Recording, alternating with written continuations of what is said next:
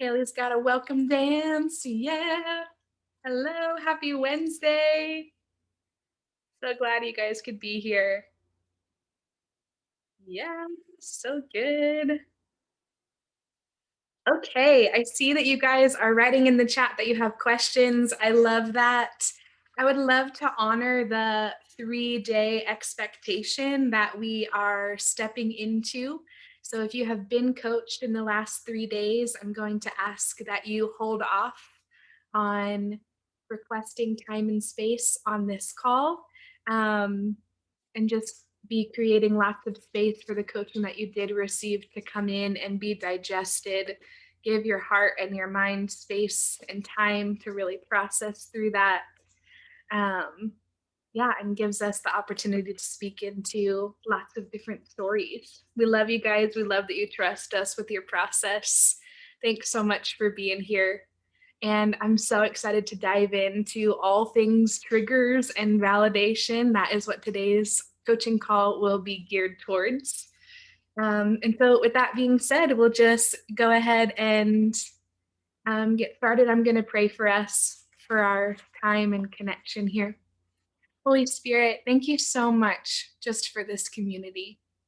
Thank you for a group of women who are running after connection with themselves and connection with you, God.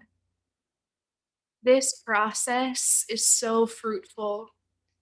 God, you meet people exactly where they are. And I just pray that that is manifested in each and every one of these women's lives today, that your presence would be known and felt and experienced, that the seeds that you've been planting in their seasons, in their process, that there would just be an awareness that they're there, an awareness that you're working on things with them, God, that you're involved in this process, that you're not a dismissive God, that you're not a distant God. Would it just be known and felt and revealed that you so care about the inner workings of who they are? That each person's heart and mind and soul and body, it was crafted, it was created, that it's a masterpiece that you revel in, that you're so proud of, God. Would just a proud father, a sense of a proud father fall on everyone on this call, God? Would you just show up in the ways and meet them like only you can? In Jesus' name, amen. All right. Kristen, I saw that you wrote in first, but I'm going to go ahead and respect that 3-day rule. Maybe you wrote in later. Um, you'll hold off. Okay, thanks for honoring that. So appreciate that, girl. So, Melissa, I see you next. Hello. Hello, how are you? Good. How are you? Good. What's your question? So my question is, I guess I'm a shopaholic. Can anyone else relate to that? um, I think I don't know. I don't know if Instagram makes it worse with all the ads, and you're like, oh, I think I need that. I need that. That looks awesome. If I buy this, this will make me happy, and my life will be better. And I think in some cases, like some of those things we probably have helped. Like a Pampered Chef, pan or something like that. But I just honestly like feel like I'm like kind of in this cycle where I'm always like, if I buy the next best thing, like I will be happy and life will be better. And I'm like always like trying to chase like happiness or joy and never really feeling like I'm getting there. And I don't know. I think part of it comes back like in junior high. When I was like in 7th grade, one of my best friends had, I don't know, back then was like, when pants were cool with like the latest like Disney shirt, that was great. Well, I thought it was cool because most people were doing that. But then one of my best friends had wrote like an anonymous letter and put in my locker, was like, don't dress like a little kid. And so it's kind of crazy. Like years later, you still like think through those things like, okay, I have to have, I need to buy the latest this and that because I don't want to ever be made fun of again or like looked down upon, which kind of seems ridiculous. I'm like 36 now. I know back from 7th grade. It's like, I should be past this by now. but I'm like continuously just going through this cycle. Like I just like, well, I work, if I want that, I'll just work another shift, or maybe I'll go on another vacation. Southwest has $49 flights right now, that will make me happy. Just those kind of things. So I just don't know if anyone can relate or help me like kind of get out of this crazy cycle where I like can just be okay and just be. Yeah, absolutely. How many of you ladies can relate to just wanting to buy the next thing, to have the latest trend, to make sure you're hopping on all of the Southwest deals when they come out, just to grab onto what you think is available that you could possibly miss out on if you don't act fast. I totally resonate with that, specifically with shopping. I think that that's been one of my lower grade coping mechanisms my whole life. And I say low grade because it has had um, less detrimental consequences in my life. There have been consequences financially, but I wasn't all of a sudden addicted to substances or um, yeah, like finding myself with like bearing child because I couldn't get away from physical connection with men. All things that have actually happened in my life. So comparing the consequences of the coping mechanisms that I have turned to in my life to deal with my pain, that is totally one of them. Totally one of them. And yeah, I think it is kind of wild what memories stick with us into our adulthood. And knowing that someone put that note in your locker, it makes a lot of sense to me why things like that can stay with us. That's been my experience, both as a person who's gone through this process and as a coach. Yeah, you're so not alone in that. I think it's really relatable. Yeah. I think what happens is we get triggered by things, we bump into our pain, and we respond to our pain. And so if you're finding yourself binging on the latest shopping trends that somehow Instagram is just bringing so conveniently to your newsfeed, um, or you're booking 6 months worth of vacations when maybe that's not actually realistic with your budget or time or things like that, it's just an indicator to you that there's something going on underneath of that. There's pain that's being surfaced that you're trying to respond to. Does that resonate with you? Yeah. Yeah. Yeah. And so the really beautiful thing about what you're doing today and what all of you ladies are doing in this program is you're choosing to press pause. Because you could go the rest of your life masking your pain by binging shopping and binging vacations. You could. But you're choosing to press pause and to allow some of that to really surface and unfold in front of you so that you can take a good, honest look at it. And it's not comfortable and it's not easy. There's a reason why people just breeze through the cycles of their pain responses and their triggered survival modes. They don't know that they can actually come here and press pause. They could lean into processing some pain and it will change the trajectory of their cycles. So, bravo, first and foremost, that you're here doing that, leaning into that. What has your process been like so far with leaning into your triggers? I've just been in this for a couple of weeks now, and I guess I I want to like get better, and I feel like our life is so like microwave, like I want instant results. And so now it's kind of like, how do I go forward? I guess that's where I'm kind of stuck, because it's kind of like, okay, I know where my problem is, but like, how do I get out of this cycle? Yeah, yeah.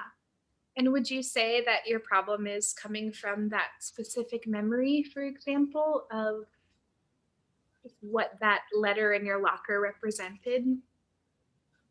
Or is that not quite connected yet? As far as what? Um, yeah, so you said you'd love to move forward because you know where the root of the problem is. Um, so I guess a better way to ask it is what um in your definition, what is the root of this problem? I think it's like just insecurity and not feeling enough like valued or worth enough. Yeah, yeah, totally. So And not trying, wanting to be rejected.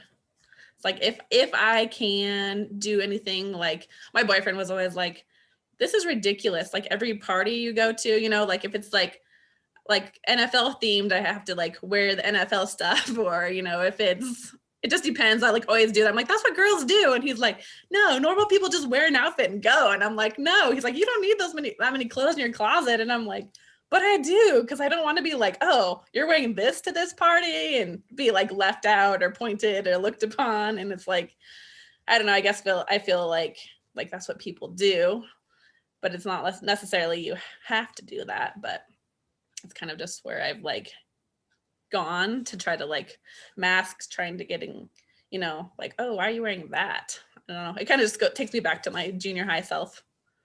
yeah, yeah, totally. Would you say, in your opinion, like women who are dressed well and on theme to the event and they have new outfits when they show up, would you say, like, how would you describe women who can kind of like operate well in that space?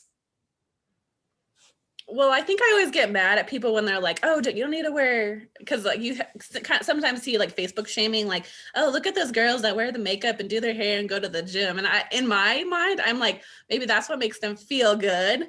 You know, maybe that's how they're dealing with life. Maybe that's what makes them be able to be there. And so I feel like I take kind of the other side and kind of defend them, like it's okay, because I was always grew up, you know, do your hair and makeup and be on point. Well, now that COVID's happened and like when I'm working at the hospital, like I can't wear makeup, and I was like, I can't what? You know, and I think that was alone was like, okay, I can get through this. And it kind of like built like some, yeah, you know, something inside me like I can do this and I'm not going to be like looked down upon. And but maybe that part of that is because we all had to be in the same boat. So here we are. Yeah. Yeah, that's an awesome example. Thanks for sharing that. Um, yeah, and it just sounds like you can resonate with women who put on hair and makeup and nice clothes, and that you can understand that maybe that's what makes them feel good. Yeah, I love that perspective. And it's such a good window into just what you value and what you like and enjoy. And maybe if you have that perspective for other women, you feel the same for yourself. Like when I do my hair and my makeup and I really like my outfit, I feel good. Is that true for you? Yeah, I would say so. Yeah, totally. I can agree. I can resonate with that. Or when you go to Walmart and you like just put a cap on, you know, a baseball cap, and you like run into everybody, you're like, oh my gosh, like why did this have to happen? Yeah. Yeah. Totally. And I don't think you need to just drop everything and grab on to the values of someone else. I think even within your relationship with your boyfriend, like if he doesn't understand your what you gravitate towards regarding clothes, that could just be an indicator that he doesn't value clothes equals feeling good. And that's okay. It would be okay to have differing values in that. I think that's probably a common discongruent or uncongruent value between men and women. I mean, not for everyone. You can't categorize that many people, but yeah, are you okay that it's a possibility that the two of you have different values in that? I guess I'm trying to work through that. I think that goes back to being like wanting to be accepted. So sometimes it's hard for me, like, oh, okay, if you're thinking different than me, do you not like me? And he's always like, no, that's not the case. But I think that goes back to a core problem, like, are you like pushing me away or being rejected? Yeah. Yeah. Wow, so cool. Just processing for a little bit together, and I feel like you just landed on something pretty big. Um yeah. So thanks just for being vulnerable in that and sharing. Um it's an interesting thing to observe that comes up, of just like, darn, this is something I really value and you don't seem to value it. So does that mean that my values are wrong or bad, or that I shouldn't think this way? I really want to be accepted. I want you to be okay with what I value. I want to not be rejected by you. Yeah, wow. I even see a correlation between that note in your locker. Like, you liked the wind pants and the new Disney shirt, but someone associated that with dressing like a little kid. That's just a difference in values.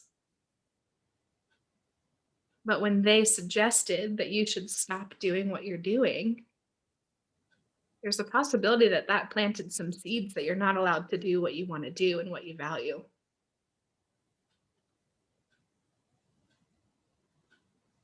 Yeah. Is anything coming up for you in that? Well, I guess it's interesting to think, yeah, even back to junior high was just like a different of thing, something different that we value. I'm like, oh, I guess you never really think about it in junior high that people have different like opinions, kind of all just junior hires trying to like survive life. Wow. Yeah. And really, like, when you think back on that age, really any younger age, you're just trying to process the information that's coming at you. Like, you're just trying to make sense of the world around you.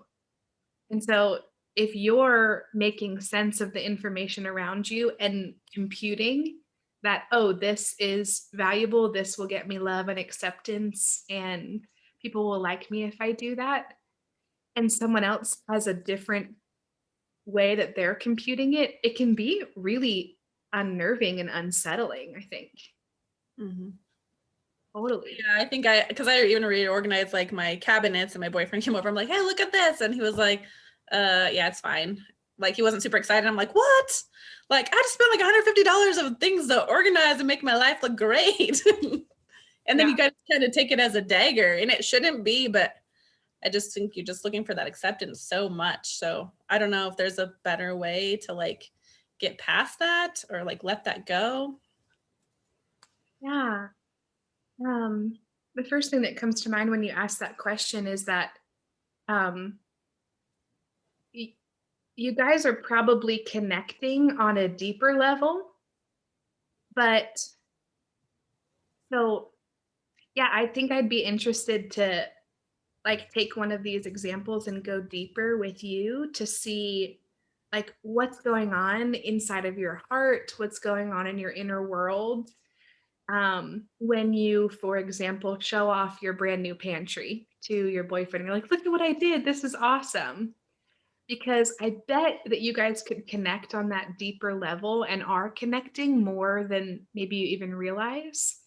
But when it comes to like the manifestation of that deeper level in the form of organizers for your pantry, he just might not be connecting at that level. Does that make sense?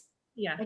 I could try to, yeah, I feel like I'm just saying it out loud for the first time. But if the pantry level is here and you're trying to meet at the surface level, there's something underneath of that, like that's really making your heart come alive, that I bet he would be able to connect with, even if he hates an organized pantry or couldn't care less about that. Yeah, I think it was because he like really wants like organization and make things look good. And then I asked him later something about it, and he was like, well, I just didn't like that you had like 4 cups in there. And I'm like, well, you said there's too many cups in the other side. And so instead of just like taking that whole thing, I took the whole thing as rejection. So I kind of like, I just need to like let things go or somehow not be affected as much. And that's why I'm just like, I can just like Yeah. I know, it kind of sounds ridiculous. Oh, it doesn't at all, actually. It doesn't sound ridiculous. Um, yeah, I think rejection has that really enveloping tendency. And you could pick up on the detail about the cups and chalk the whole project as being bad or wrong. I think that stuff happens subconsciously in our brains. It happens to me. I know it does. It sounds like you knew that he really liked organization. And probably part of your motivation and desire in doing this was to make him happy and to give him something that you thought he wanted. Totally. Yeah, that's beautiful. That's you showing up in that relationship in a really loving, generous, serving way to him. You thought he would like that. I That think shows, like this expectation and then the reaction, I was like, yeah, yeah, yeah. Do you think that he knew why you were doing that project and some of the motivators behind that? I guess I just assumed, but maybe not. Yeah, yeah. I think your heart was to love him and to do a kind gesture for him because you thought he'd really enjoy it. And when he didn't really enjoy it, when his reaction fell flat on your expectations, it made that heart posture and that gesture also feel rejected. Because if it was just a matter of cups, you would have just moved the cup and it wouldn't bother you. But there's a reason why it's lingering and it feels painful. And that's because your real heart intentions are involved. That's kind of more core, more foundational. Like who you are as a girlfriend, who you are as a partner was in the mix of that too. For sure. It makes so much sense to me why this doesn't just fall away. And I actually don't think the solution is that you just need to let things go. By not being able to let it go, that's your heart telling you, wait, there's more to this. This runs deeper than the number of cups involved.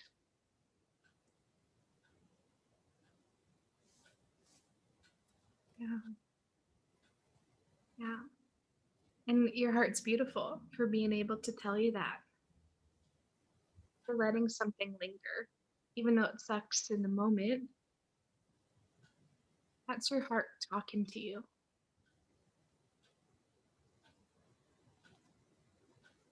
I'd love to walk you through a little heart encounter. Would you be up for that? Yeah. I'd love for you to close your eyes. You could put your hand on your heart. And ladies, for anyone who has had some lingering pain and who believes that that could have been your heart communicating with you, I just invite you to join in this heart encounter. Melissa, I'd love for you to repeat after me. Heart, Heart, I think you may have been talking to me. I think you may have been talking to me. I think you may have been letting me know I think you may have been letting me know that there's something deeper here. that there's something deeper here. Thank you for telling me that. Thank you for telling me that. I don't think I would have realized. I don't think I would have realized.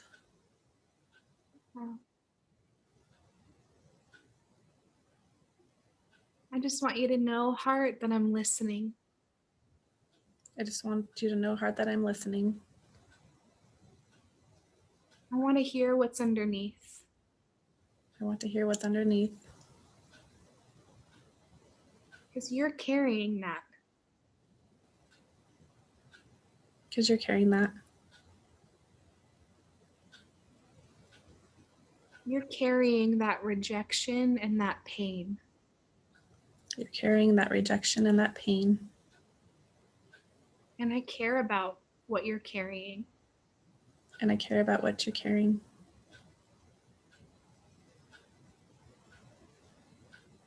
Heart, I want you to keep talking to me. Heart, I want you to keep talking to me. Because I'm here and I'm listening. Because I'm here and I'm listening. I'm learning how to respond. I'm learning how to respond. I'm learning how to press pause. I'm learning how to press pause. And not just shove away what you're telling me. And not just shove away what you're telling me. I think you're worth listening to. I think you're worth listening to. I think you have some valuable information. I think you have some valuable information.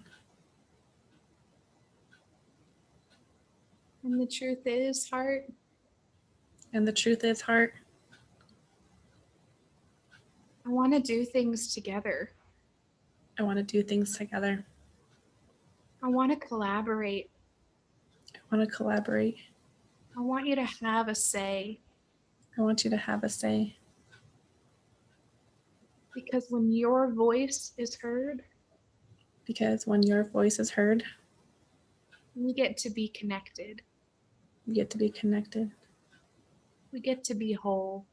We get to be whole. We get to do things in partnership.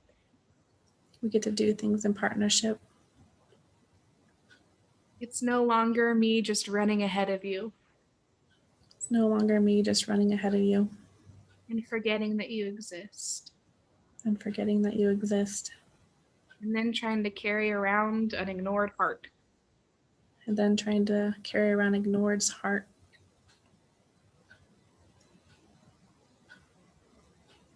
I'd rather do it together.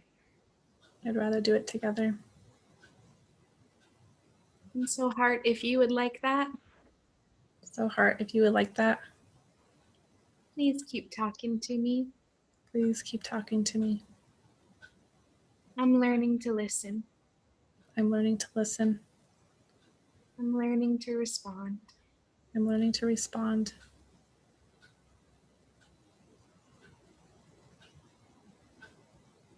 Mm. Yeah, that's good.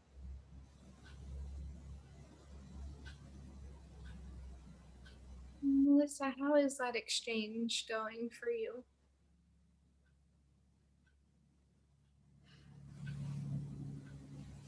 Good. Yeah.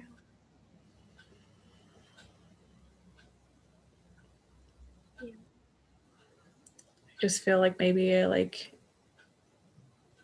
instead of getting angry immediately and feeling like I'm just rejected, that I can just take a deep breath and be like, okay, what pieces maybe are missing to this puzzle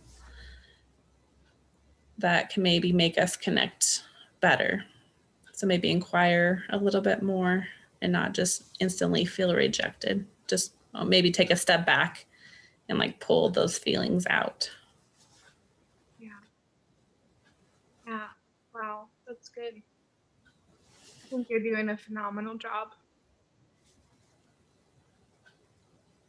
And I think the more that you connect with your heart, um, that was just a little commitment that you made to your heart of like, hey, if you keep talking, I'm going to listen.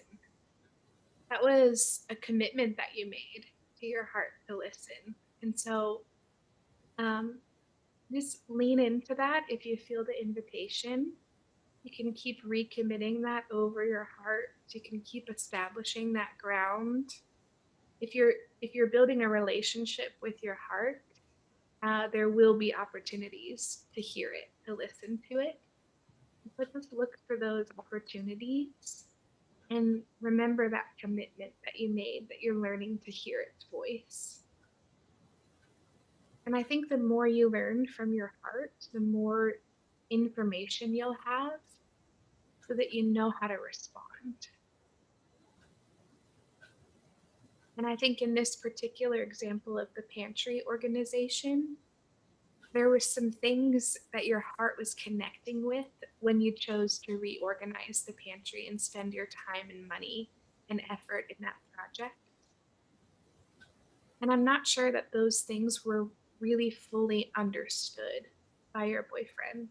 I'm not sure why, but if you felt an invitation, you could share those things. Just letting him know, like, hey, I did this because I care about you and I thought you'd really like it. But when you didn't like the detail of the cups, it made the whole project seem null and void. It made it feel like my intentions to love you and serve you fell flat. Can you see that I was really just trying to love you in this? Can you just know that that was my heart intentions? I want to be known in that. Yeah, I love that. Yeah. Thank you. Yeah. Thank you so much for sharing. You did an incredible job unpacking and processing. And yeah, it was really enjoyable just to be invited into what unfolded in that moment for you. Keep up the good work, girl. You're doing really good. Thank you. Appreciate it. Thank you, ladies. Yeah, absolutely. So good, you guys. Um, yeah, thanks so much for being in this together.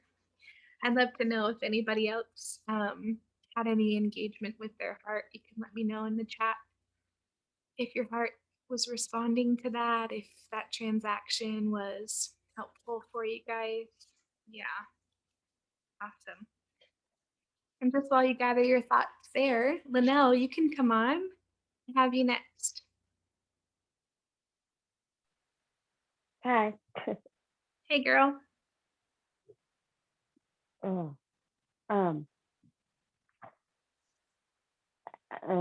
having kind of a tough time at work. So this manager was like being really rude, but I'm a trainer. That's what I do. I train the new people, the new hires. So I guess someone went to HR and said that I think they were trying to stick up for me, but they went to HR and said something. And now there's tension between me and our manager, you know? And I work with him in his area. So it's like, it's kind of hard because now he thinks I said something type of thing. It goes back to that he said, she said, yes. So it's kind of hard because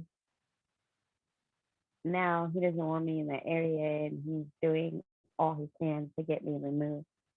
And it's kind of like, it's out of my hands type of thing. So it's really tough because it's like, I didn't even say anything. And he's like, kind of like talking to me in some type of way. And I was thinking about going to HR, but then I didn't. And then somebody else did. So I'm like, I don't even know. It's pretty crazy. And it's kind of tough because it's like, I'm tired of the drama there. And I don't get it because it's like I've been there for so long that they should, they should know how I am and how I work anyway. Because I've been there for like 5 years. So it's just, I don't know. And this guy, I worked with him many times. He was there, like, we started around the same time. He's been there a little longer than I have, but it doesn't make any sense because we worked alongside together for so long. And it's like, it's ridiculous. Yeah. Yeah, I'm so sorry that that's happening. That is really hard, especially at your place of work where you spend a lot of your time. And it Mhm. sounds like you have a lot of equity built with this employer being there for 5 years. That's a long time. Well, yeah, they all everybody at work knows me, like all the managers and stuff because I've been there for so long and I've done a lot of work for them. So it's not even that. It's not just him. It's not like no, I don't really like him because he's kind of annoying. Anyways, but I disregard all that. But it's hard because it's like I'm a trainer, and it's the way everybody like sees me as kind of trying to be professional and stuff there. So it's kind of hard when he argues with everything I say or anything like that. It's like I try to work with him. So, and I know he's trying to do his best to get me out of that area. So that looks bad on me. Like I can't work with anybody. You know what I'm saying? Yeah. I don't really, it's like, I know I have to work with everybody because it's just the way it is there. Because, it's like, it's kind of like the next step up from being a manager. So it's like, I know I have to disregard a lot of people's feelings there. You know what I mean? And just do my job the best that I can. But when somebody just keeps going at it, it's like, I just don't know what to do because he's the manager. So I have to kind of disregard some things, you know? And it's like, that's immature of him to keep doing that because I know he's like, it's kind of like a power struggle. And I already had this conversation with him. I'm like, I already know that you're the manager here. It's not, I'm not trying to outrule you, whatever you think. It's just like, we have to work together regardless. I was like, we know how each other works. So I don't know why you're fighting me on this. And then I try to ignore some of the things he says, and it's like, whatever. And then he gets just like rude in front of the boys and stuff. So like, I don't even know. Yeah. Yeah. Yeah. That's intense. And I hear that you're trying to do your job really well and keep things professional, and it sounds like you're doing a really good job sifting through like personal feelings versus just like, come on, like I just got to get my job done. And yeah, it sounds like you want to show up really well at your job, and that's a quality that employers should really value and be able to acknowledge. Um, it's a shame that he isn't able to really appreciate that in you. And really, managers are supposed to be building other leaders. When you step into roles of authority, you're supposed to be building up other roles of authority. That's really what makes a good leader. Yeah. Exactly. Yeah. And it Exactly. doesn't it doesn't sound like there's a lot of pouring into you that's happening, a lot of building that's happening from him to you. Yeah. Mhm. I'm sorry that you're missing that good leadership. Mhm. That's hard. It can feel like you're taking things on all by yourself. Oh, yeah. Yeah. What do you think you are really needing in this situation? If you could have your most preferred outcome, what would it look like? Mm,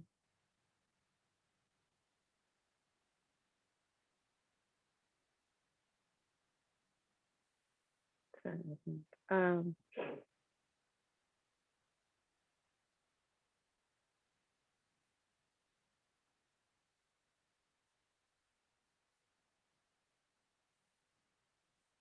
That's kind of an interesting question.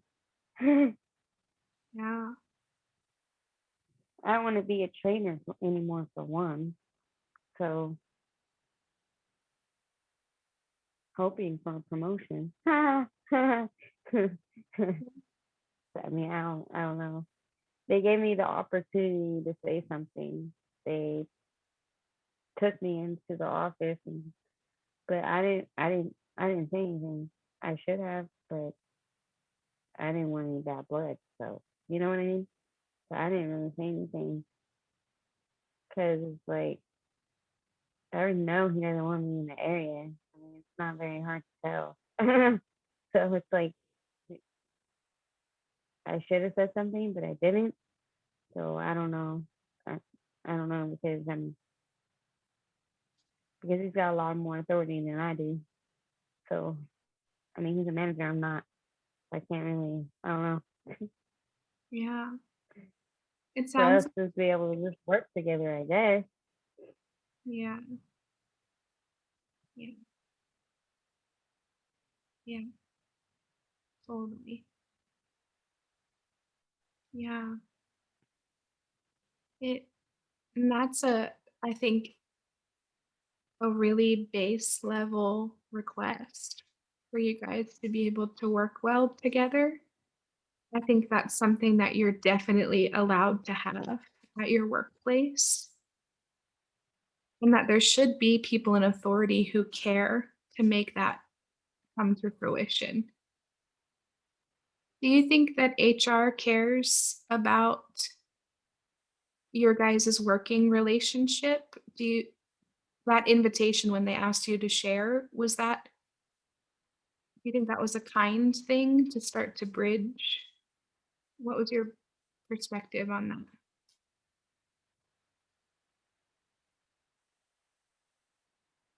Well, somebody said something to them, so uh, I don't think they. I think they pulled me in the office to actually give me an opportunity to actually tell them what was going on. Um, but I think in some ways they do, in some ways they don't, because they're taking his word against mine if I did say something. So technically, not really, because he's here and I'm here. So I don't think that I would have won that situation because they would have went off uh,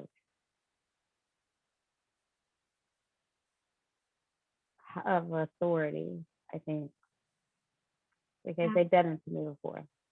So I think the way they've looked at it is they're just going to remove me from the situation after what they did.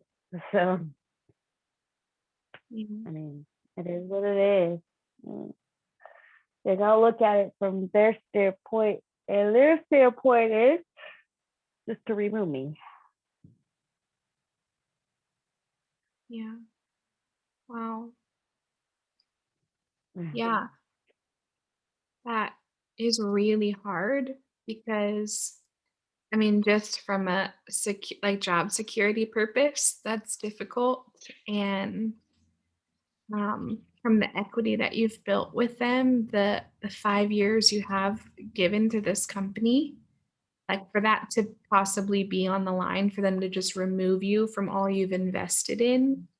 I don't know if that looks like changing areas um or what it looks like for them, but that's really hard. But then also too, just emotionally and like mentally and spiritually feel like they're just trying to clear the air of a situation and that it would be your word against his and that they would take his word. That's really tough. That's really powerless. It doesn't give you space to fully show up and represent yourself well. And I'm so sorry that it doesn't feel like an invitation to share your experience and to work with him to bridge some of those issues. It's really hard. Mm,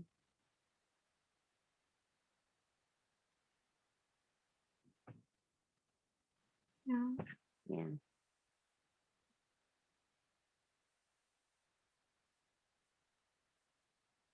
Yeah.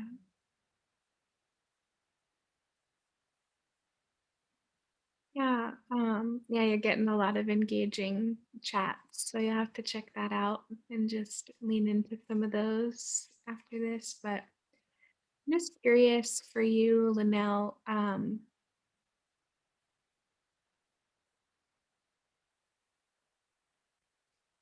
feeling like it's your voice against someone else's. Wait, what did you say? You were kind of breaking up. I didn't hear what you That that feeling of it being your voice against someone else's, like your word against theirs. Am I coming through okay now? said. Yeah. Okay. Um, Have you have you experienced that before? yeah. I experienced that in a lot of different situations. Yeah. What was one of the first times you experienced that? Uh,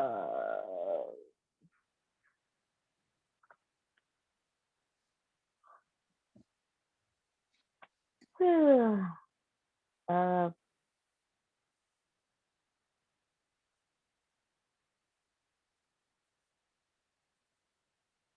probably in one of my friendships, but mm,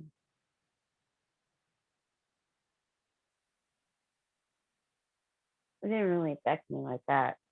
It's just, mm, in one of Yeah. my friendships back is in high school. Yeah.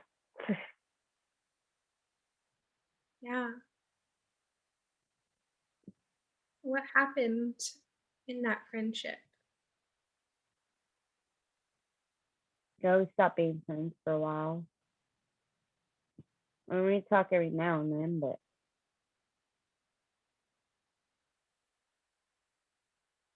Yeah. yeah.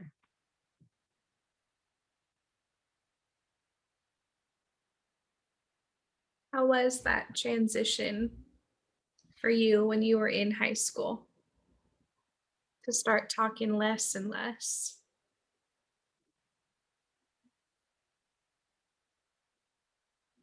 Um, I just took it as a lesson that it taught me to like um be more of a leader, not, don't really follow people that you can't trust. I mean, I couldn't really trust her. I will say that. So I just took it as a lesson, Yeah. Yeah. A not being lesson that, around with. yeah.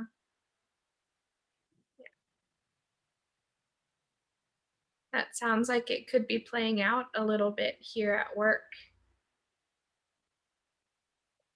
Yeah, Like you may not be able to trust him to lead you, and you have to kind of take the high road.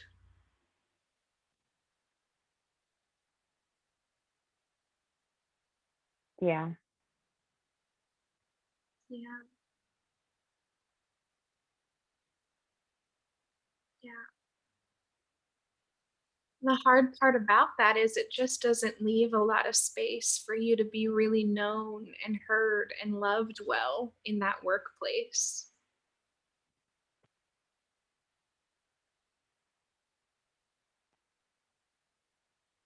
yeah,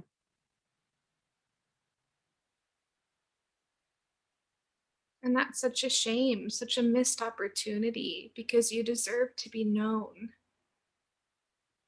and you deserve to be heard and to be loved really well and to be led well.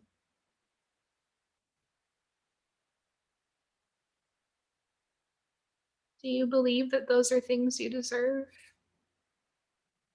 yes, Yeah. Yeah. Yeah. And I know that, you know, it's probably not wise to just up and quit your job impulsively and to go off on this tangent of like, oh, well, if you're not going to treat me well, then I refuse to work for you, and just kind of have that like hot seat response all the time. There's probably more wise ways to respond, right? But Yeah, I took that as a lesson before too, because I've had that happen here too.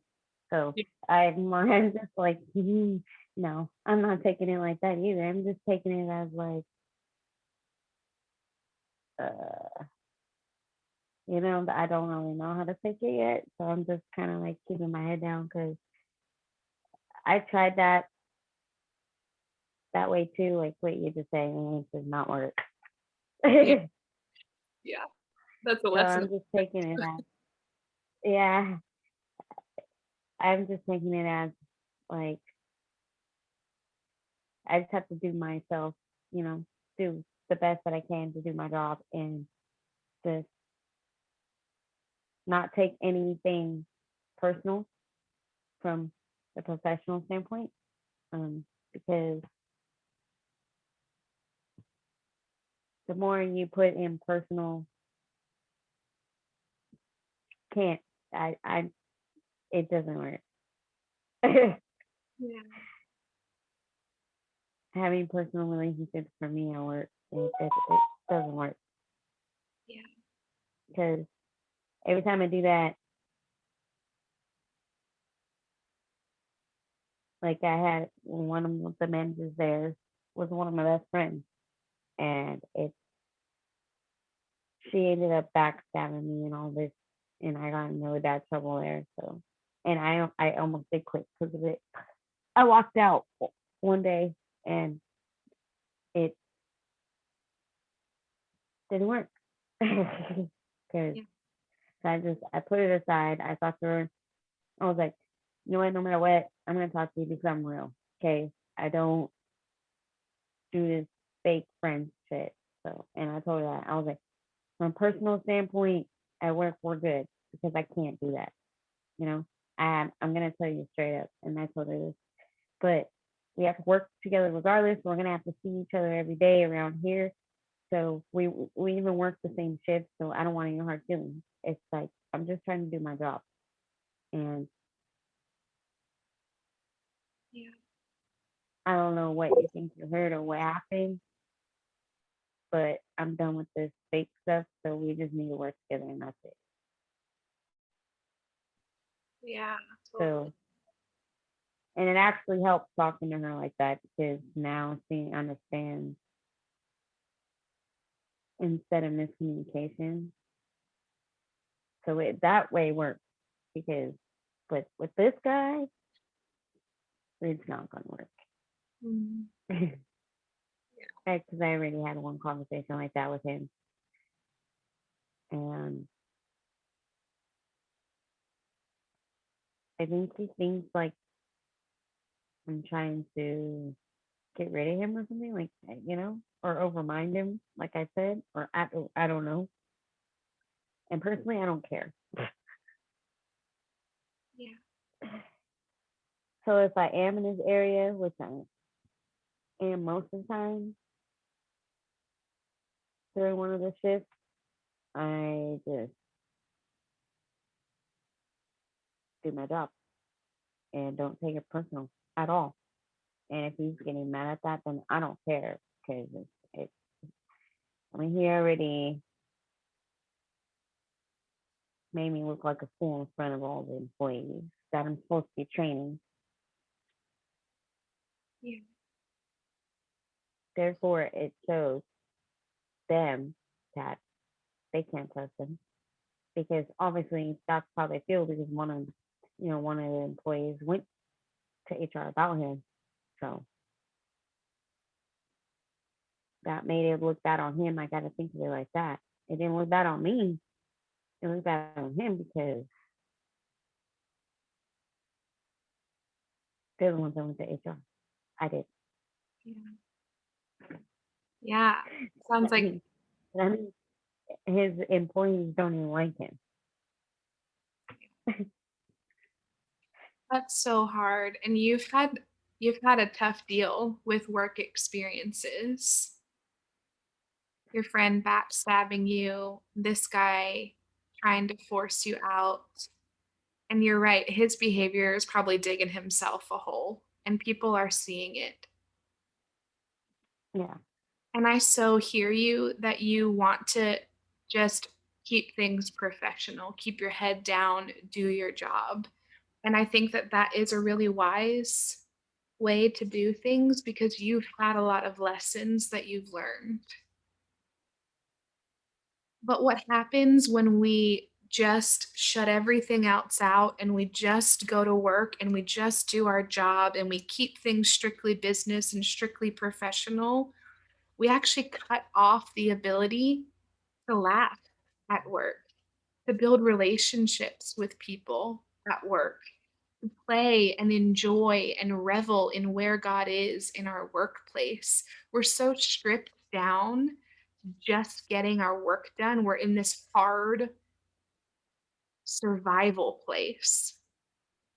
And that's okay for seasons at a time. Like all the walls that go up within you in this relationship with this guy, they're keeping you safe from him. They're keeping him from not collecting ammo against you. These are good things, but you may not want to stay in survival mode at work for a long period of time. That actually just starts to wear on you, and it cuts off a lot of opportunities for love and pleasure and delight and desire to come in, things that God actually wants you to have. And so my heart for you, Linnell, is, do what you have to do. You're making really wise decisions based on your past experiences. But what could it look like to give yourself a little extra love while you're in survival mode at work? As soon as you get in the car after your shift, what kind of music could you turn on that would just spark joy and delight for you? Could you have a dance Mm. party as soon as you get home from your shift? Take off your uniform, throw it on the ground, and dance on top of it. Like, what could it look like to give yourself some joy and some love because you're not having access to it at work right now? Hey, you said sing it out. Yeah, Do you know the song right by Riley Clemens, Fight for Me? I love yeah, that I love it. Play that every day as soon as you get in your car, as soon as you punch out for the day. Let that be your anthem. Like, okay, I'm leaving survival mode now and I'm going back into more. I'm going back into love. What do you think about that?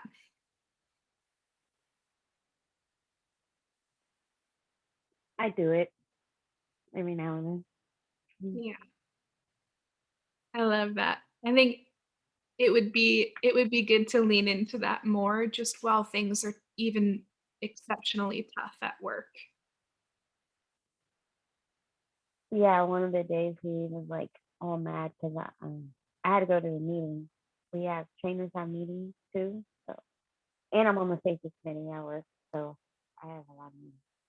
But he was mad when I got out of the meeting, so and it made me mad. I had to walk away. I was like, I need a second. I can't do this with you right now. And I told him, like, I can't do this with you right now. I need my break. And he was mad. I was like, I don't know what else to do because of what he said. He made me so mad, and I had to walk away because I did not. Because I was about to say something real dumb. So I was like, no, I can't, I can't do this. I don't know what to do. It made me want to scream. Yeah, I was like, ah! yeah, Yeah, I didn't know what to do. yeah. Well, it sounds like you made really good moves of saying, nope, I need to walk away. I can't do this right now. You're doing a good job listening to yourself and giving yourself what you need in the moment. Um, yeah. Thank you so much for sharing that with us, Linnell. I'm so sorry for how tough things are at work. That's a really tough place to navigate through, but I'm excited to see what makes your heart come alive as ways to combat some of that difficulty. Yeah. Be sure to keep us posted, okay, girl?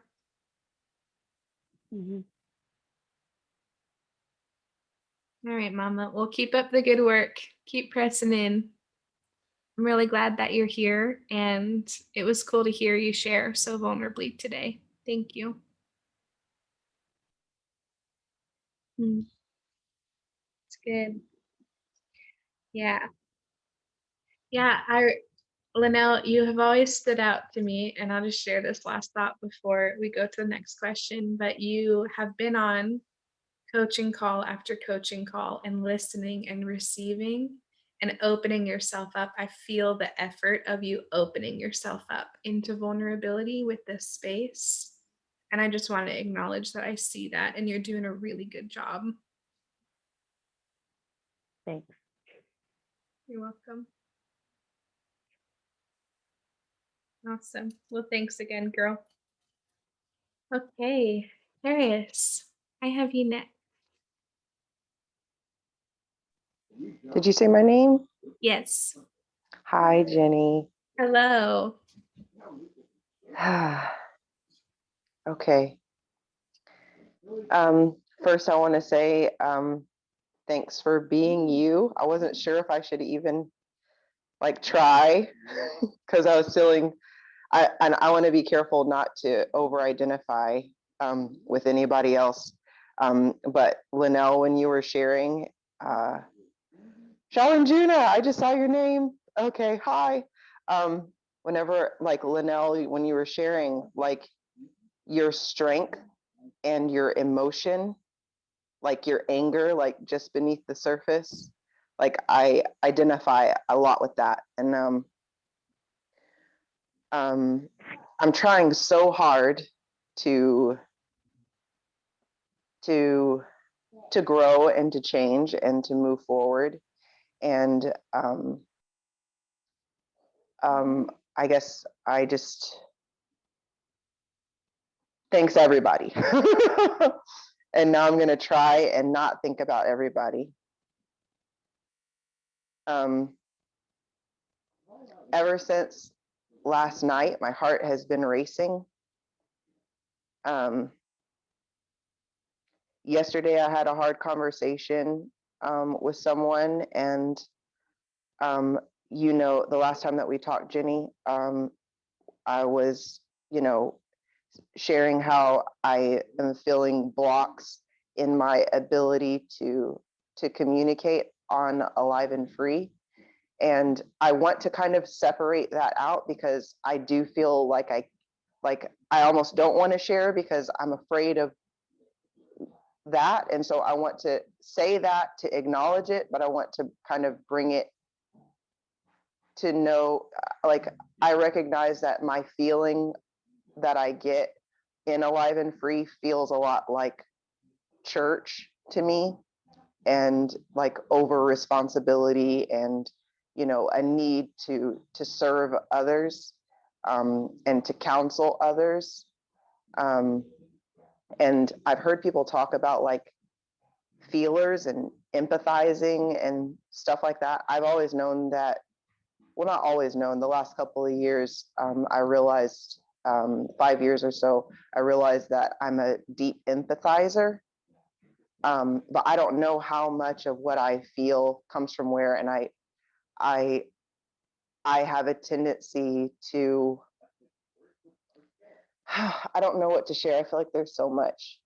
But okay, last night I got fear just came up and I was questioning. I posted something and I was trying to just keep it light, but still share my heart.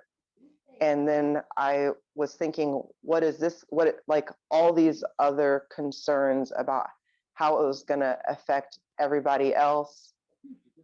And then I saw some messages that I felt just so afraid. I'm like, what's going to be on these messages? And my first reaction was not to just jump in and try and listen to the messages to figure it out, or to jump on it and pull off the Band-Aid, because that's what I usually do, to force myself to move forward. And I waited, and I'm like, I'm not going to read the messages or listen to them because I don't want to mess up my sleep. And my husband is very sensitive, and he recognizes when I am not when I'm not myself. And he was like, you know, what's going on? How are you feeling? And I told him, and I saw like this sad disappointment come over his face. And I kind of can't really handle that. And I asked him what was wrong, and he was just like, I just wish you wouldn't care so much about other people. Like, I wish you wouldn't take the few negative voices and amplify them so big that you can't see all the other good things. And he was basically trying to encourage me to just get over this little hump. Like, these people, they're not even, you know, in your life. Like, you don't have to take it all in. And I'm like, I know, but I know that I do this all the time. And so I might as well do it here and learn how to do it where it's safe. It's safer than with my parents. My dad's gone, but with my mom or with my in-laws, or, you know, I don't know what I'm saying.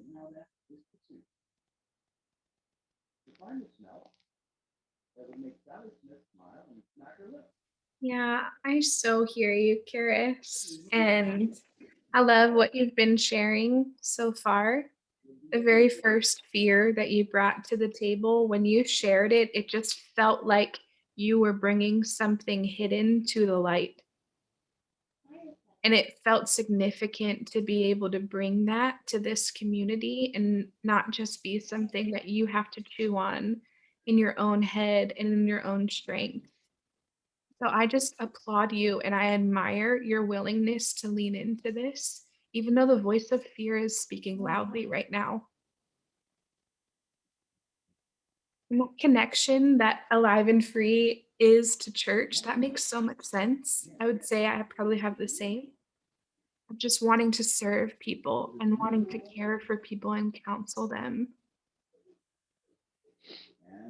Uh, and man, being an empath and a feeler, I really understand and I resonate with that. I understand how difficult it can be to be in this particular community as a feeler. There's a lot here, there's a lot to feel, there's a lot to pick up on. And of course, that would impact you.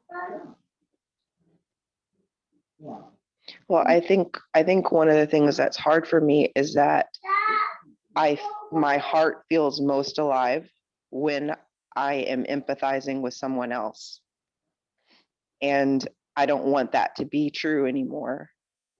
And so it's hard because, like, that's how I used to live. That's what I thought Christianity was. And like I've heard said on the videos, in God's grace, the Lord let me be there. And now I feel his grace pulling me into a harder place that I don't know how to be. And I don't know the feelings of anger or really self-advocacy. Those things coming up for me are very hard because I don't know where to put all the other feelings. And I don't know how to. It's so easy for me to say to someone else how much they matter. But I only matter because I can help them see how they matter. Yeah. And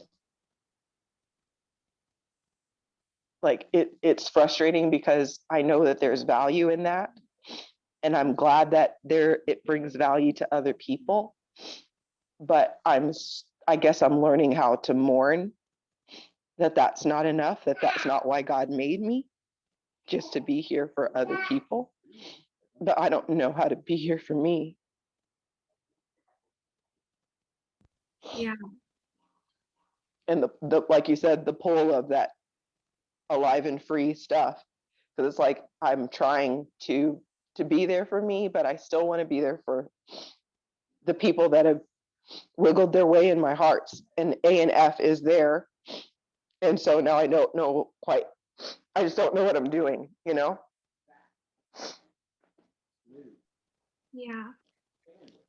And I Yeah. don't want to do it the old way. I don't, you know, I know that old way, it's like this count.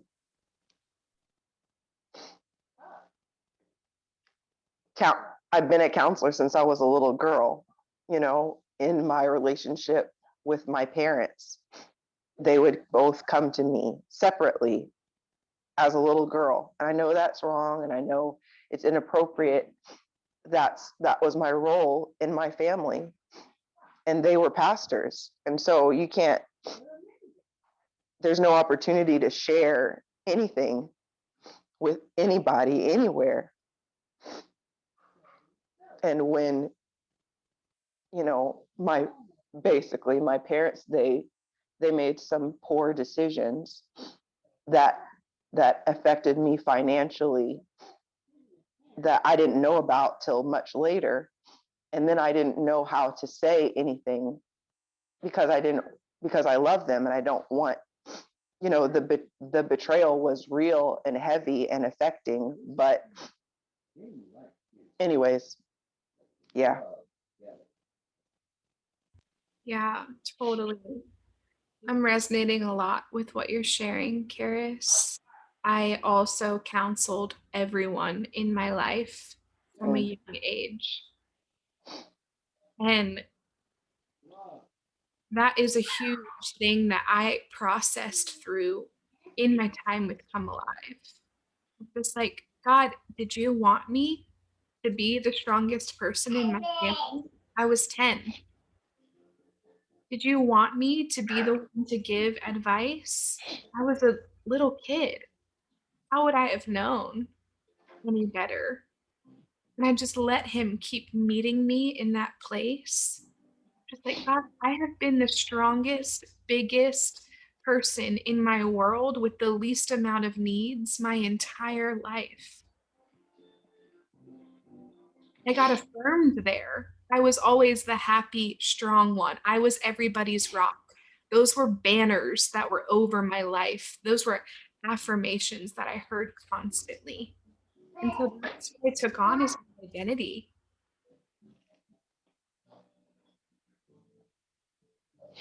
That wasn't an identity that God gave me. That's what I picked up from my experiences. Yeah. And I'm still walking that out with him of what it actually looks like to be dependent on him, to have needs that I'm allowed to take to him.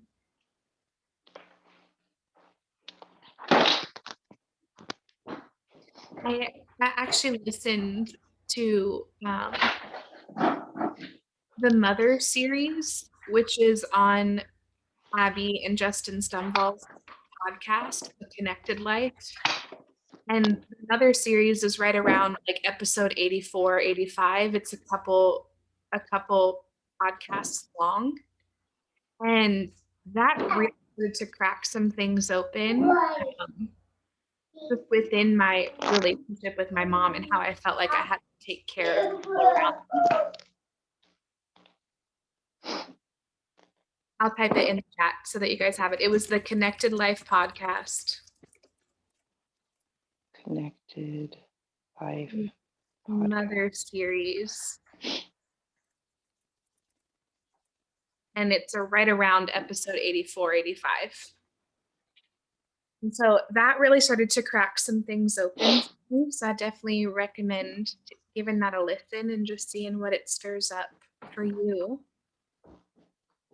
But Karis, there are times in your life where you learned you had to be the caretaker. You had to be the counselor. Give that to mommy.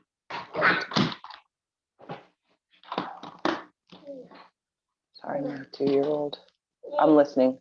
No. Oh, your video? Okay, sorry, let me put this in. Put that in. I'm totally listening. I'm sorry. Oh, you're good. Do it. I'm Let mommy do it. enjoying your mama moment. Yeah, take your time.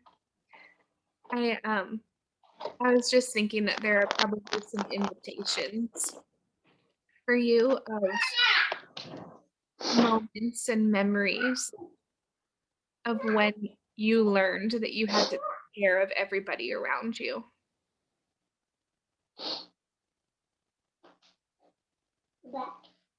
Well, I'm pretty sure that I'm trying to fast forward this, but like, okay, so moments I learned. Let me write that down before I dismiss it. Say that again, because I'm about to dismiss it. I feel it. Moments Where I you, learned yeah, that you had to take care of everybody else. to take care. Okay. Okay, thank you. I was just about to, yeah, okay. Whatever I you felt say. it. Well, the point is, Jenny, come on, stay with me. What's the solution? Come on. I keep feeling, I feel like recently I put myself in a position where I'm setting myself up to fail. But it's all I know how to do. And it makes me I'm very scared. I'm very scared. Noah, could you turn that down a little bit, please? To like 8, maybe. I guess I don't know because everything feels so intertwined, and then I feel responsible for, how is this going to affect everybody? Like, I don't know how to let it go. And I mean, maybe me just showing up is doing that. I don't know, but it doesn't feel like I am doing anything about it.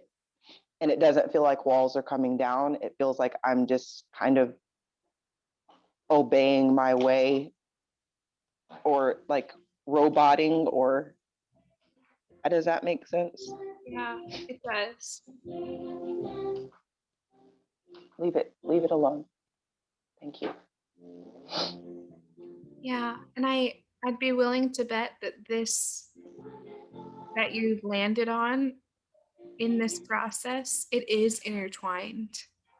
It is spilling into a lot of different categories of your healing process.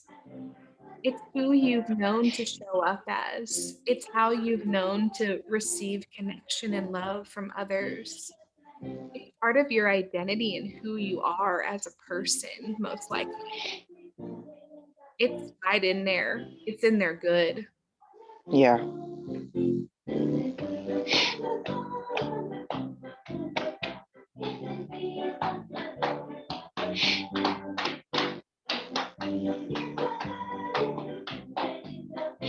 Okay. Yeah, I think I'm just gonna mute you for just a second while I share this thought, and then I'll unmute you. Um, Otherwise, I'm just gonna start clapping along to that video. Um, but when I was going through this process, Carrots, I was visualizing my pain as boulders. I'm not sure why, that's just kind of how my brain was translating things. And some boulders were smaller and um, some were bigger. And so if I were relating to you in this would have been one of my bigger boulders of being that caretaker, of being the strong one, of counseling and leading others. That was a big boulder for me. And it was intertwined in a lot of areas of my life. And every time I would go through something, I'd process, I'd unpack, I'd get coached, I would find myself back at the same boulder, confronting the same issue, even though it came by way of like so many different stories, so many different examples, so many different triggers. They brought me back to the same boulder. It was big. It was in there for me. And I felt like I just had this little chisel and this little hammer. And those were the tools that I had been given for this big boulder. And I was like, God, I need a stick of dynamite. This little chisel is not going to work. It's not going to work. But he never replaced my chisel with the dynamite that I asked him for. He never cleared the boulder, even though I knew he could have. I believe that he can. Some of my smaller rocks he just demolished like that. And we never revisited them because there was nothing to revisit.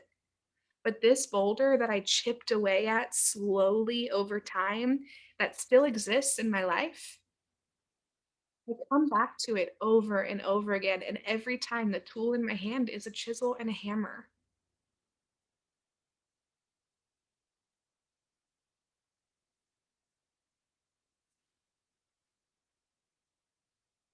And I just share that with you because some of these that we bump into, some of these things we learn about ourselves, they are big, they are deep rooted, and they are intertwined into every area of our life.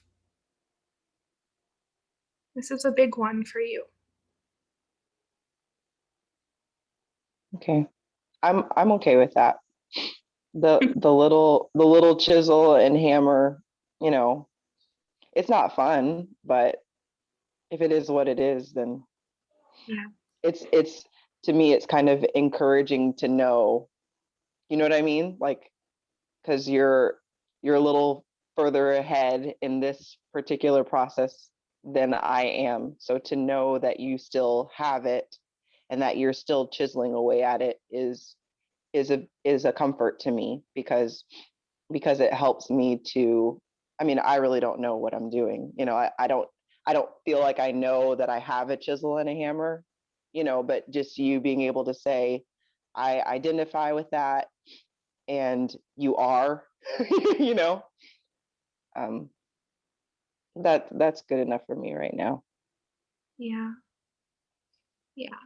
Man, you're incredible and you're doing such a good job. And I'm so grateful that you are posturing yourself to be okay with how it is, the pace that it's going, the fact that you may or may not even have a chisel in your hand yet. You're not sure. It hasn't been revealed yet. That's really beautiful and really humble and just really open to God. It's like, all right, God, if I had it my way, I would have blown this thing up already by now. But that's not where we're at. Yeah. There's a real authenticity to that. There's a real openness to God in that. It's good.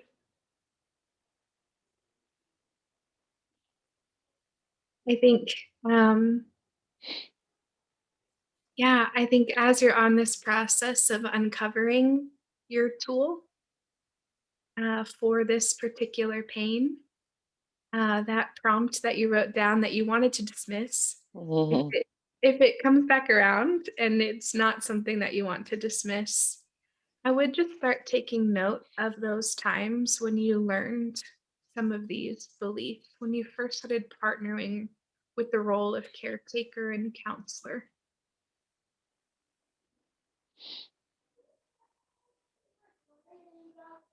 And if things come up that you want to press into, just go in curious to God.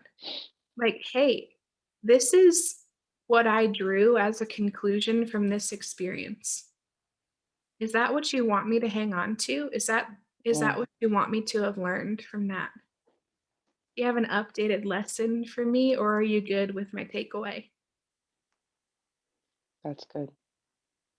Yeah. And really, all that you've been doing in your serving of others, it is Christ-like and it is loving.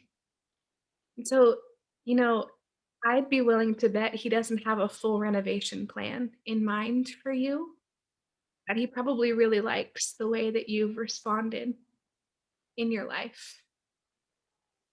But that maybe there's an invitation to care for yourself too in the mix. That there's a balance that he can bring you into of loving yourself and loving others. You said that and an emotion just came up. Like I think there's a fear,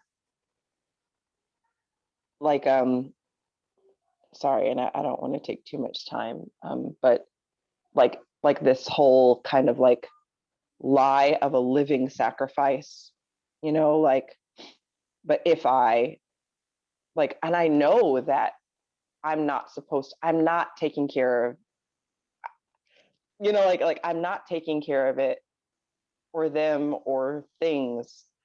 And I feel this pain, like, see, I don't even have the words. I don't know what I was just thinking. I just got in my head. You're doing great.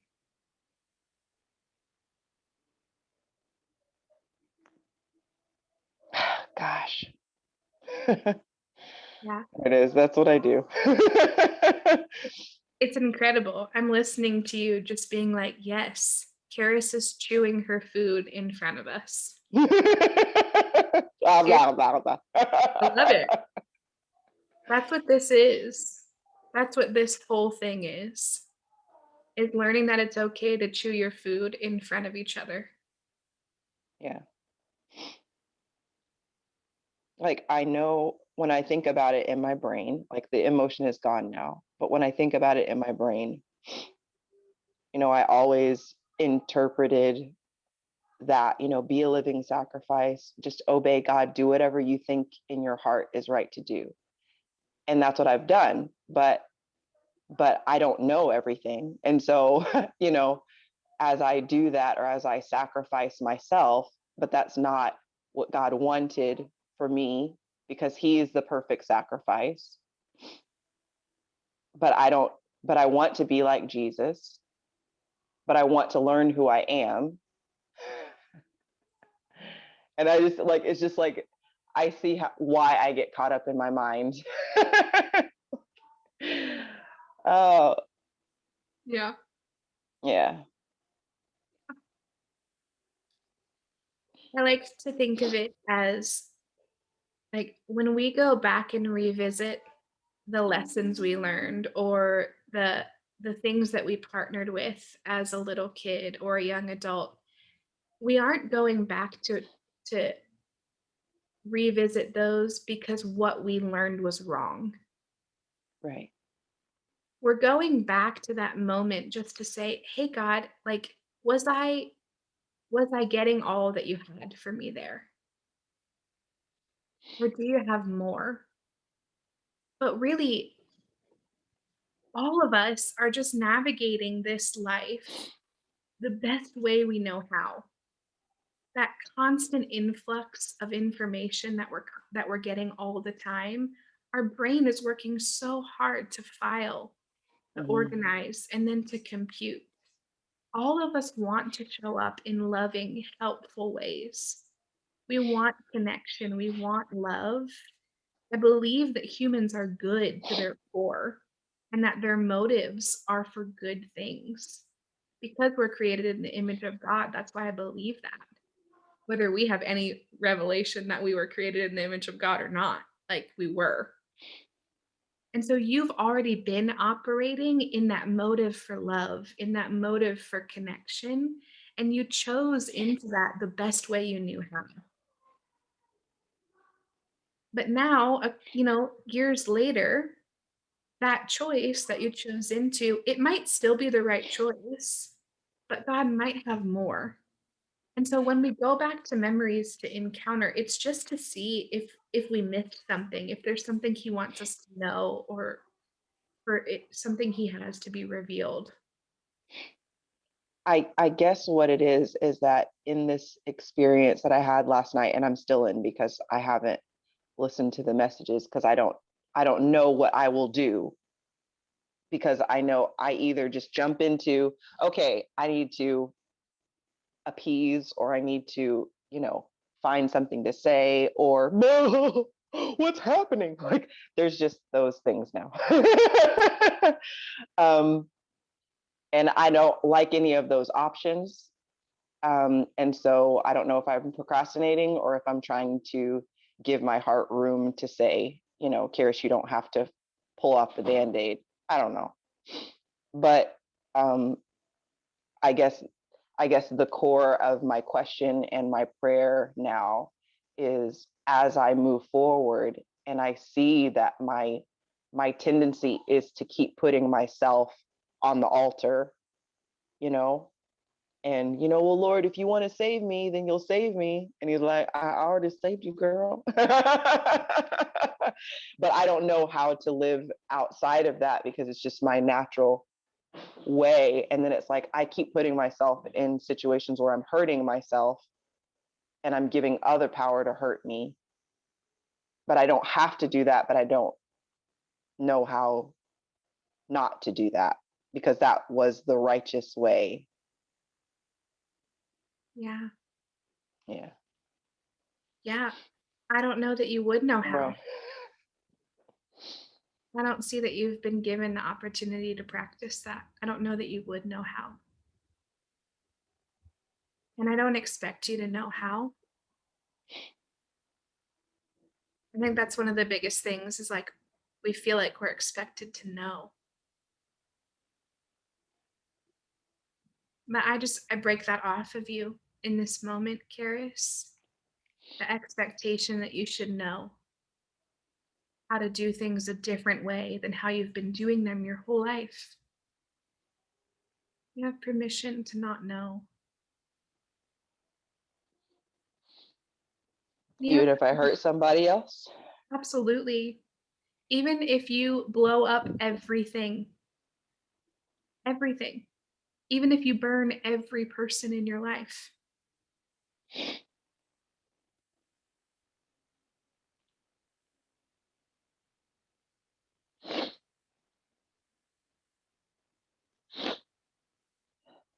That's good to hear. yeah, yeah. There's a God with bandages for every wound, and He's ready and prepared to help people with their wounds. And so, even if you inflict those upon other people, which I don't know how I even really feel on that. Even if you inflict wounds on other people, there is a God ready with bandages. Wait, Amen. Yes.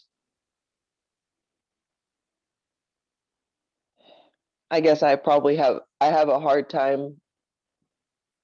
I don't like thinking of somebody else going to God saying, Kirst did. Yeah. yeah. The truth is, Karis, I don't know that you could actually inflict a deep wound on someone. I think you could poke on a bruise, but that it would be an indicator that they have a bruise. So what do you do when somebody else throws their responsibility for their trigger at you? And you want to help them. You didn't want to hurt them. And you're trying to help.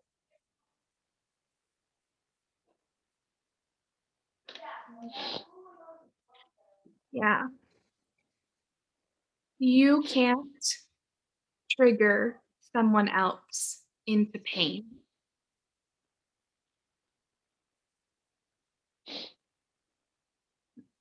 When someone is triggered, it's an indicator that their deeper rooted pain was just pressed on.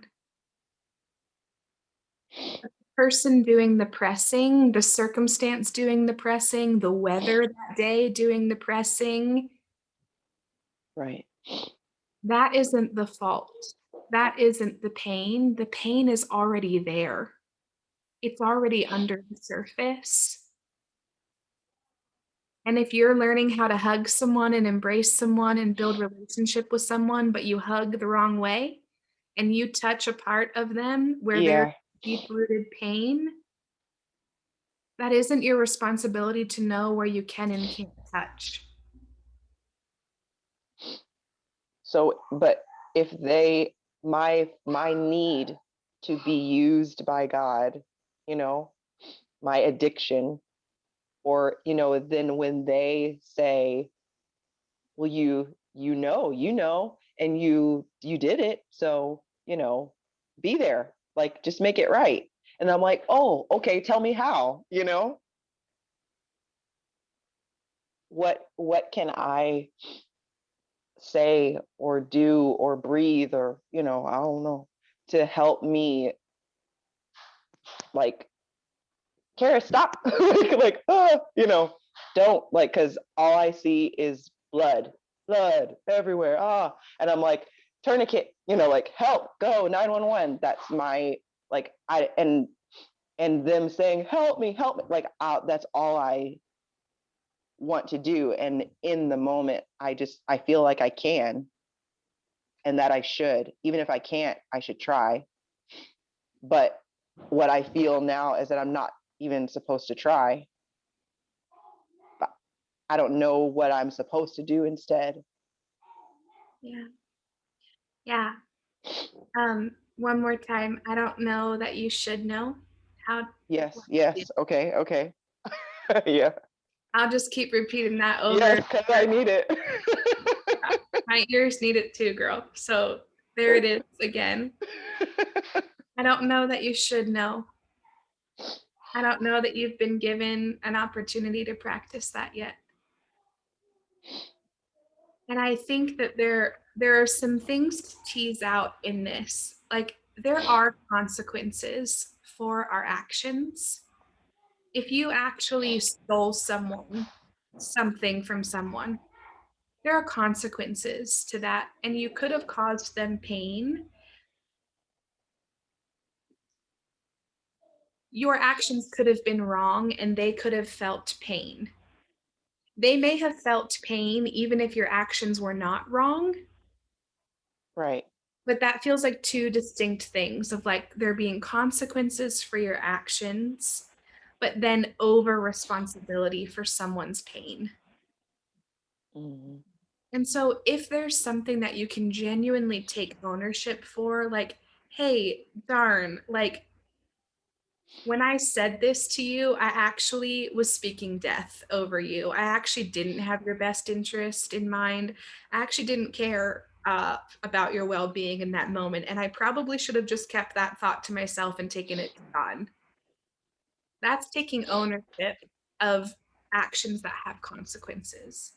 But the pain that got inflicted is theirs. It's their responsibility. It's deeper rooted stuff inside of them. You have no control, no responsibility, no expectation over.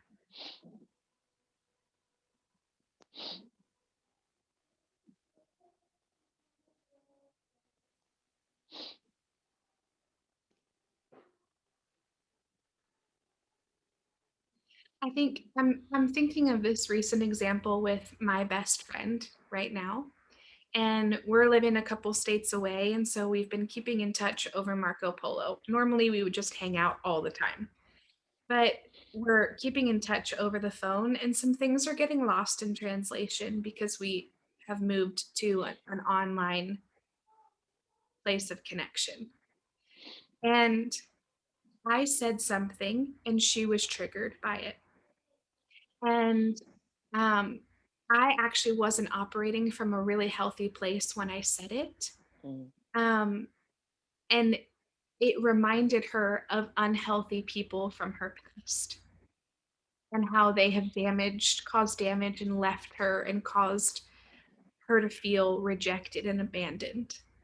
And so she processed through some of her trigger, and then she came back and she let me know, like, hey, I was really triggered when you said that.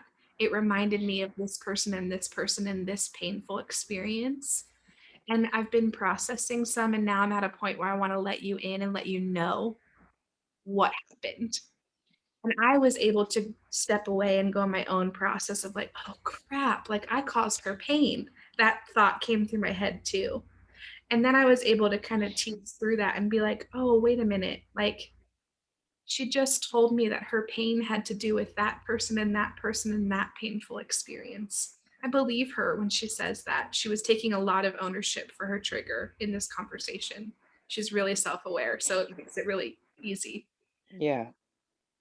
And I was like, no, brain, I didn't cause her pain. Jenny doesn't equal pain. She told me what equals the pain. She told me it was this, this, and this. I believe her when she says that. And really, my friend is just healthy and she takes ownership and she does take responsibility. And when she says things, I can trust her because I believe that they're an honest, vulnerable Right. depiction of what's going on. But I still had to separate in my brain. No, Jenny does not equal pain in this situation. That's not what's being That's good. But then I reflected on it and I was like, wait a minute, I actually wasn't in a healthy place when I said that comment. And so I can love her and Yeah. her pain that she is associating with that comment. I can be her friend through that. And I can separately show up and say, hey, I want to take responsibility for what I said because that's not a reflection of the kind of woman that I want to show up as.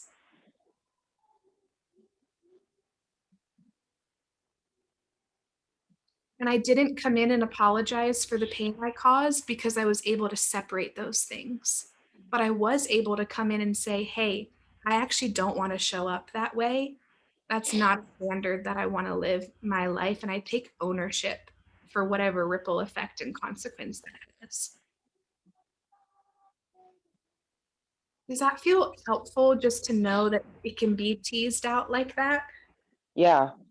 That statement of, Charis does not equal pain. Because I think that's what I see when I see the blood and the pain and and no matter whether it's directed at me or I just see it, it's a savior complex, like I just need to, I'm here, I see it, it must be something I'm supposed to do about it. When, I'm sure there's prayer or there's, like if I knew what my gift was with empathy or why I feel so much when I see somebody else, then maybe I would know better what to do. But just being able to say to myself when I see that pain, it's not you. You didn't do it, or you're not responsible for it. Charis does not equal pain. That's a helpful kind of jostling, very simple thought. I think I can hold on to as I mess my way through the situations that I'm presently in. Yeah, totally. Yeah, that's good. I'm glad that there's something in there to grab onto. And I think the last thing I'll share, just that's floating around in my brain, is that I used this community as a place to practice not being the savior, not taking over responsibility, not rushing to fix someone, even though that was my default setting and my first instinct. I used this place, my time in this community, as a place to practice stepping out of that and literally Bambi legging my way into a new way of walking. It was massively uncomfortable. I didn't walk well for months at a time, but it was that safe place to practice something new. That's good. Yeah. Thank you. Yeah. Thank you so much for sharing. I know that a lot of ladies, I could see them resonating a lot in chat and on the video. And I'm just grateful that you're willing to bring those questions here because they matter and they're important and they don't have to stay hidden or secret. Thank you. Thank you so much for that. So good. Yeah. Amazing process. Good job, Charis. I will say too, there's a man who used to be associated with Bethel. I think he's broken off into his own coaching now. His name is Mike Miyashiro, and he teaches a lot on spiritual sensitivity and what to do in response to being a feeler and an empath. I'll type his name in the chat. His teachings have helped me tremendously as a feeler and an empath. I think he's the owner of Numa Coaching. So you can check out his website. I think he has a podcast and a YouTube channel for some free resources, but he also has some things that you can purchase, some teachings that you can purchase and walk through. But yeah, I think that spiritual sensitivity is a beautiful way to connect to the spirit realm and what God is aware of in his spirit, connected to other people's spirits. So it can really be a gift to tap into when it's not pummeling you and totally overwhelming you and just taking you out every 5 seconds. So there's hope for you, Karis, and any other feelers on this call. There's hope for me as I continue walking that out. But it is meant to be a gift, and we will be able to harness it and just mature in it as time goes on. So you go, girl. Thanks for bringing that. Okay, where's my notebook? All right. I have Stephanie next. Are you still on, Stephanie? Stephanie Hutchins.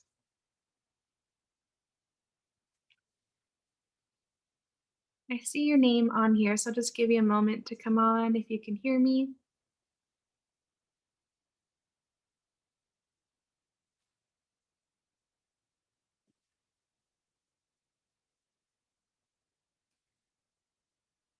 Last call for Stephanie.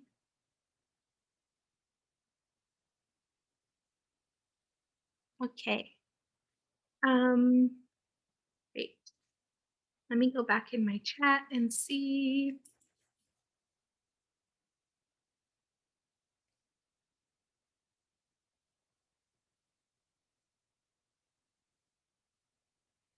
Hey, Stephanie, I saw you message me. Did you want to come on and share your question? Did I have it correctly that you wanted to be coached?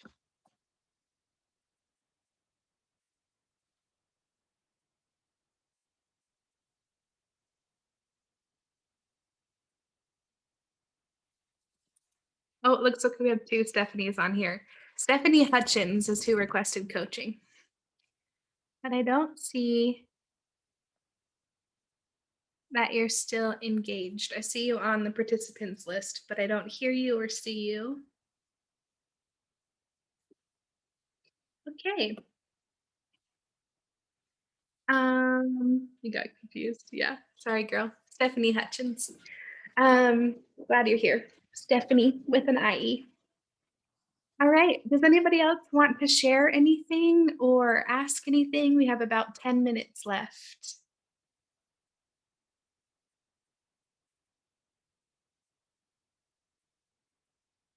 Totally okay. If not,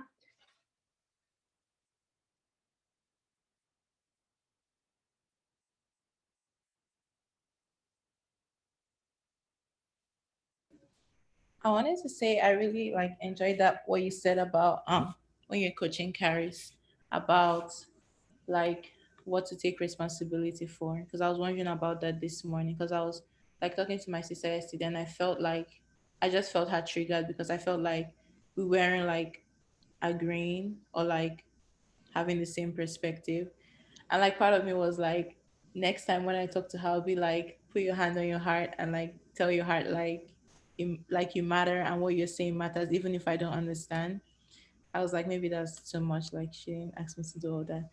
But I like what you said about not taking responsibility for that, even though you might have been part of the trigger, not taking responsibility for the pain. yeah. Yeah, thanks for sharing how that was impactful for you in relationship with your sister. Totally. That's awesome. Yeah, and I think your question is similar to what I see in the chat. Beck saying, what's our responsibility as Christians to act like Christ? And what's the line between being a servant / being sacrificial? All such good questions. I think in this melting pot of a community, we do all know God and walk with God. This is a Christian-based community, but we come from so many different teachings and beliefs and backgrounds. And so, just as a blanket statement, I think that what I shared with Karis about over responsibility, there's a real potential to press on some core foundational beliefs for you. And so if you were having an emotional response at all, good or bad, that could just be an indicator that some things that you think and believe and have operated through are getting pushed on, and some could be challenged.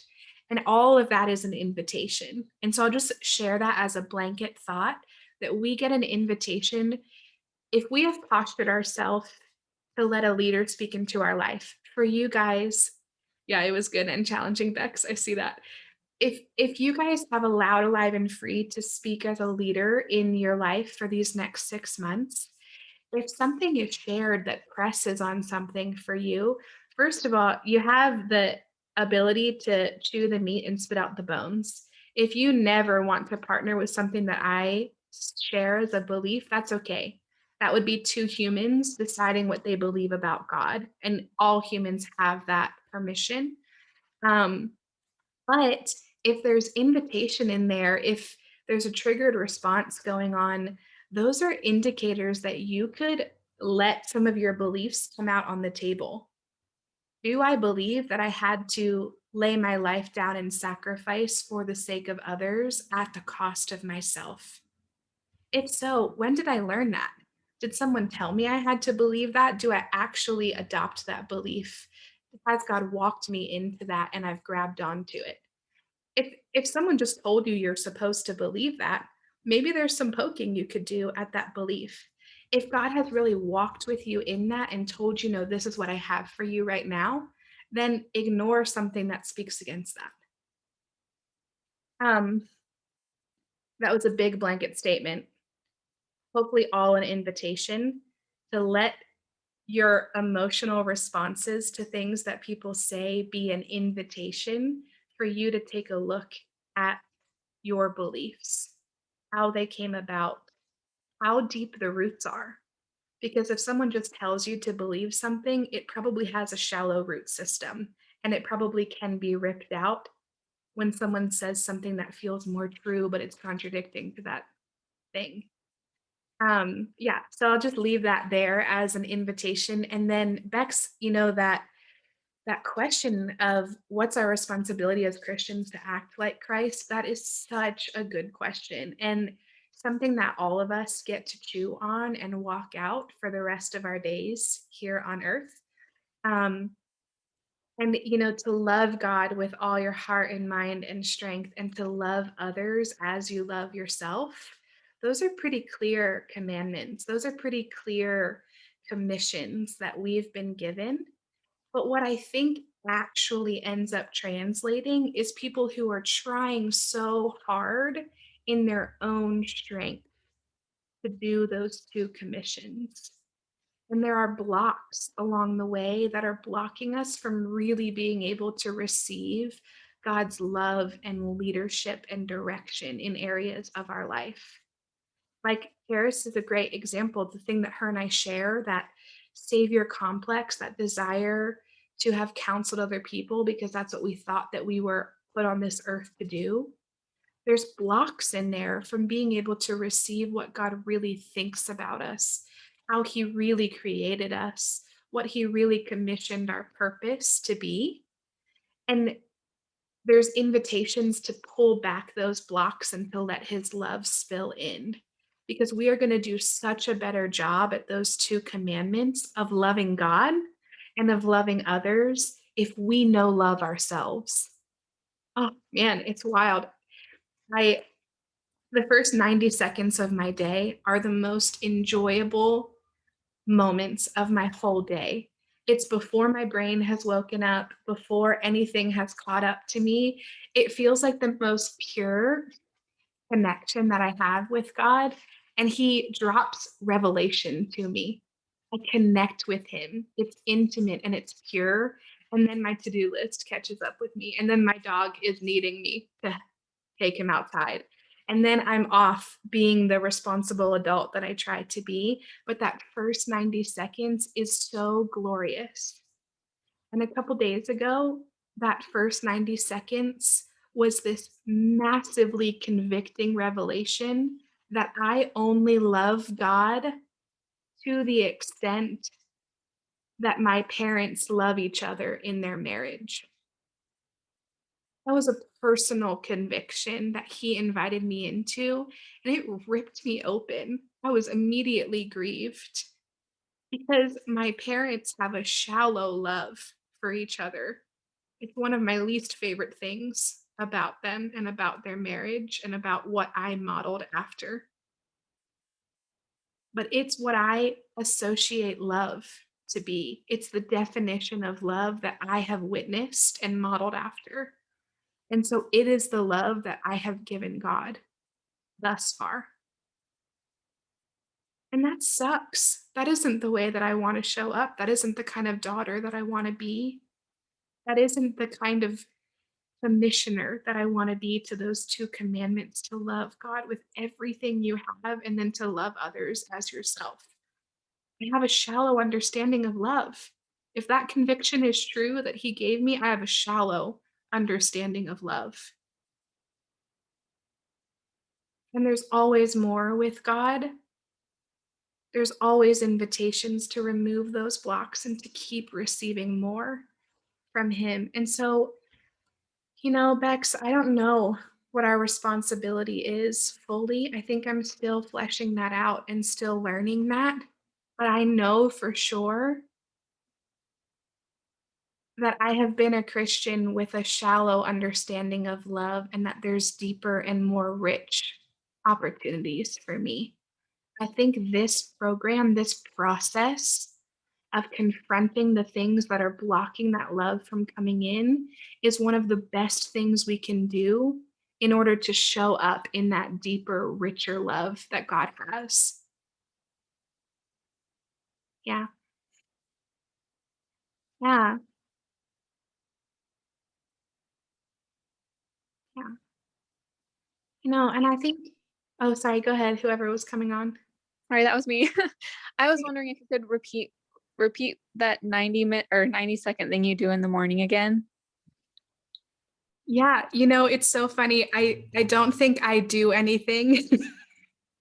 I actually think it's the goodness of God that he gives me that 90 seconds before I catch up with myself and I stunt that pure connection with him. I actually think that 90 seconds that I experience in the morning, like I'm still laying in bed, my muscles aren't awake yet, my brain is still like groggy. And it's just like I open my eyes and I look out the window and I see the sky and I just am in the goodness of God. I'm in connection with him. And then the rest of me catches up and my to-do list pulls me away from that. But I actually think that is proof of his goodness, proof of his nature, proof that he is with us always.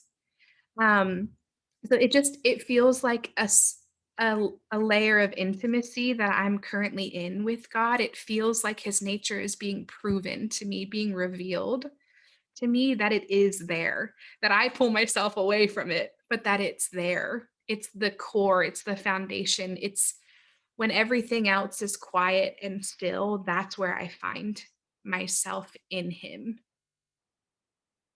Yeah. I wish I could tell you more of how to access it. I think that it's a fruit from a process like this of growing in trust and faith with him, of learning more about him, of watching him reveal himself to others. And from that, it's one of the fruits of that intimacy with him. Does that help, Kelly? It does. I think I have had similar experiences, not very often, but just waking up and thinking, oh, it's so good to be alive. Like not thinking those words, but just feeling that in my body.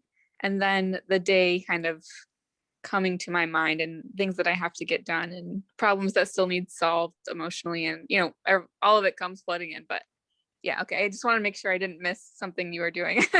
Yeah. Yeah, it sounds like you're doing it too, of just cultivating with him, of just letting him be present in your world. And excuse me, Yeah. So yeah, that's awesome. Yeah, I think there's there's real fruit to be found when we're rested well, which goes against everything that this world tells us to do, but there's really something to that of just being still and being well rested. I think that he can be found there. So so good, you guys. Wow, well, that was a fun way to end our conversation. Thanks for letting me share just some fresh stuff with you and um, just some thoughts about God and what it's like to walk with Him. So yeah, I hope that was helpful for you guys. And as always, it's such a pleasure to hear from you. Thank you so much for being here. Thank you for showing up. Every single one of you contributes so much to this program, to this call, to why we do what we do. So thank you for trusting us. If you guys got anything from today's call, we love feedback. And so please let it be known that that invitation is always there for you guys to share what was impactful for you, what things got stirred up for you. I know you do a great job with that here in the chat, but if you ever want to share on Facebook, please feel free to do so. We love hearing that kind of feedback. Okay, you guys, take care. Enjoy the rest of your day. I will see you guys later. I love it, Hayden. Bye, guys.